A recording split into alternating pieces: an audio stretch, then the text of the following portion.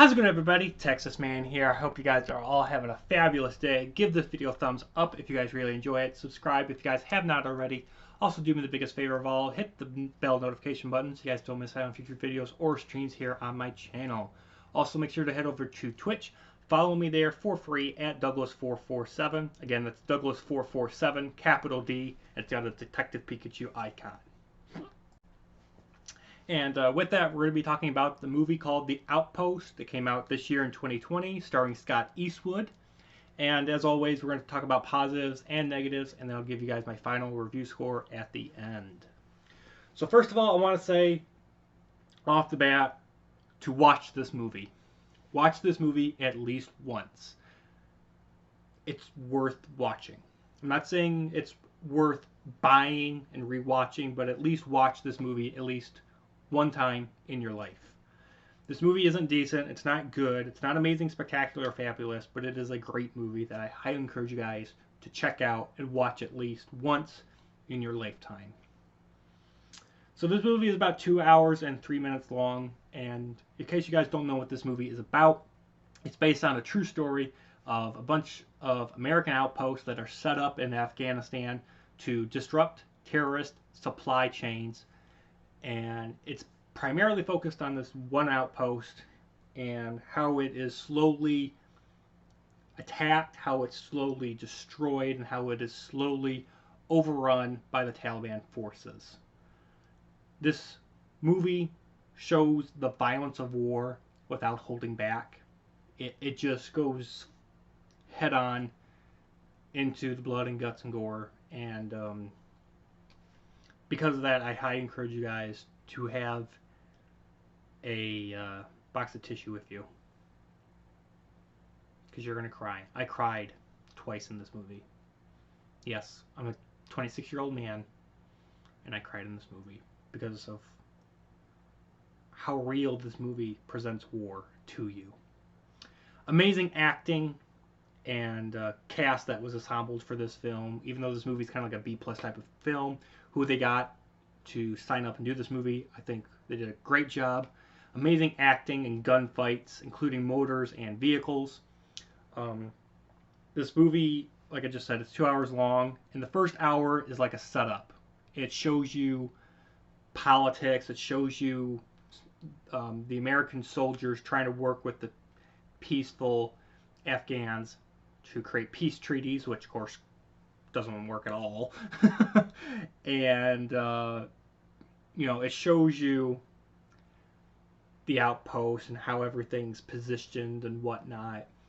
And normally I don't like movies where they spend longer than 15 minutes setting up things, but this movie does so in a unique way that it doesn't feel like an hour-long setup, because it's showing you characters' backgrounds. It shows you the outpost.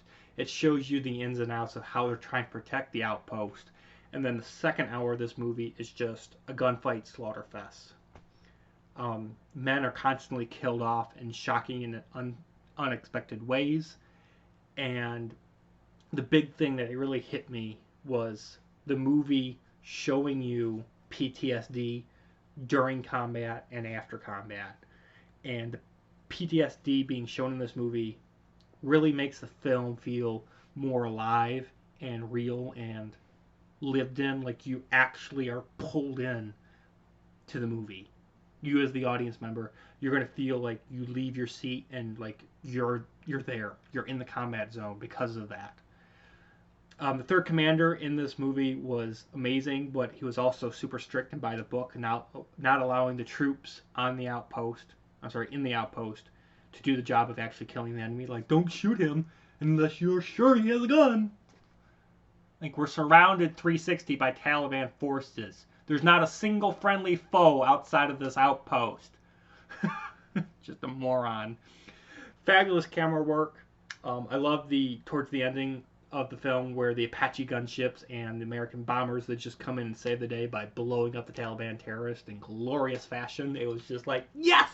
American military, we kick ass.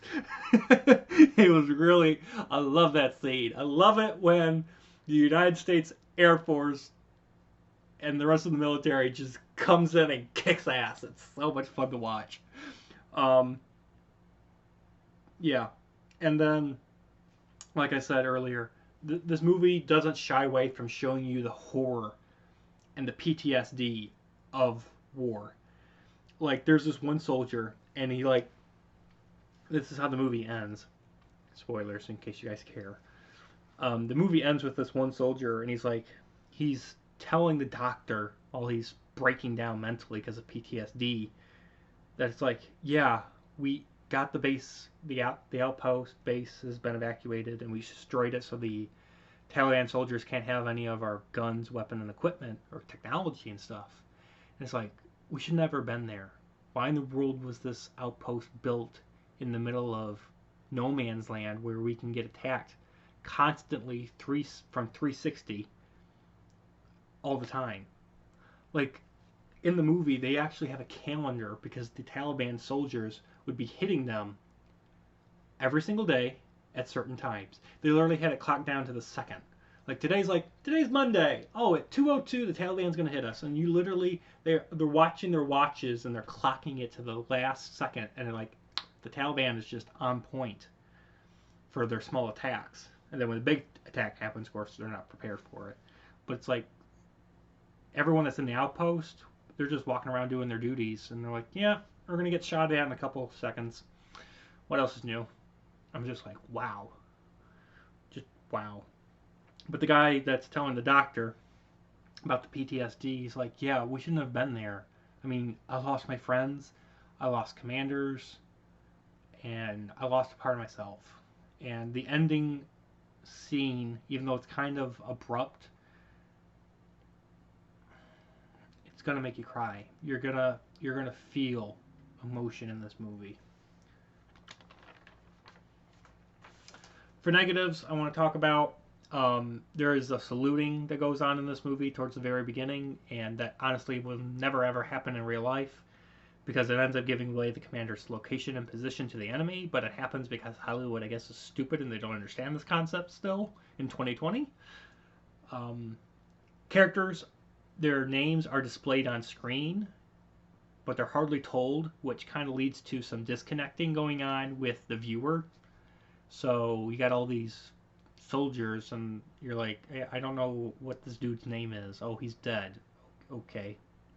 So it's like they're just a bunch of soldiers. And I get that leads to it being like, yeah, everyone's just a soldier over there, but when you're going to have a movie, you need to have character names and character development a lot stronger for people to care. And it just really didn't. This movie is rated R for, like I said, military violence, and there is a decent amount of language in here, but it's a military movie, so you should expect that, I guess. The fighting between the ranks at the beginning of the movie and the piss-off contest that goes on was really irritating to watch, and it's not normal that all that nonsense happens in the military. I mean, there's some, but the scale of which they make it out to be in this movie was ridiculous, and it was only done for drama's sake and to honestly extend the runtime. And there is a small dancing scene that goes on at the outpost. I wasn't sure if it was a gay dancing thing, because these two guys are just dancing together saying, I love you, I love you, I love you. And it just comes out of nowhere while other things are going on.